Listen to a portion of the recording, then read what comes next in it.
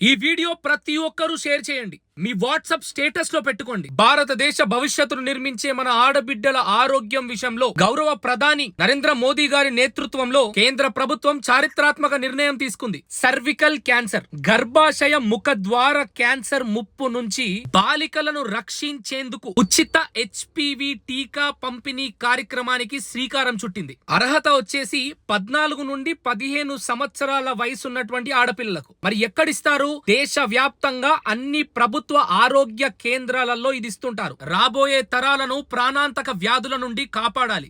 ఆరోగ్య భారత్ దిశగా వేస్తున్నటువంటి ఈ అడుగు ఎంతో మంది ఆడపిల్లల ప్రాణాలను కాపాడుతుంది. ఆడపిల్లల తల్లిదండ్రులకు విజ్ఞప్తి: మీ ఇంట్లో 14-15 సంవత్సరాల వయసున్నటువంటి పిల్లలుంటే ఆడపిల్లలు ఖచ్చితంగా దగ్గరలో ఉన్నటువంటి ప్రభుత్వ ఆసుపత్రికి తీసుకెళ్ళండి. ఈ టీకాని ఖచ్చితంగా వారికి వేపించండి. సంవత్సరానికి మన భారతదేశంలో 1,20,000 మంది మహిళలకు సర్వికల్ క్యాన్సర్ వస్తుంది. ఆడవారిలో బ్రెస్ట్ క్యాన్సర్ తర్వాత ఎక్కువగా వచ్చే వాటిలో 2వ స్థాయిలో ఉన్నటువంటి క్యాన్సరే సర్వికల్ క్యాన్సర్.